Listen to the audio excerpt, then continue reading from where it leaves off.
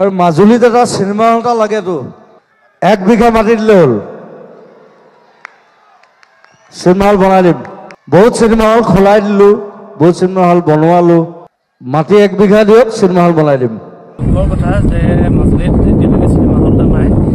আমাৰ মৰমৰ জুবিন দাই মাজুলীত চিনেমা হল প্ৰতিষ্ঠা কৰাৰ কথা ভাবিছিল আৰু এই অনুষ্ঠান পৰিৱেশন কৰিবলৈ আহি কৈছিল যে কোনোবাই যদি মাটি দিয়ে তাত চিনেমা হল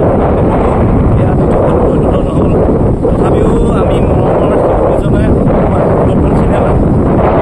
উপভোগ কৰিবলৈ আমি মাজুলীৰ বিভিন্ন ঠাই বিভিন্ন ব্যক্তি যোৰহাট লখিমপুৰ বা আন আন ঠাইলৈ চিনেমা চাবলৈ আহিছে আমিও তেনেকৈ আহিছোঁ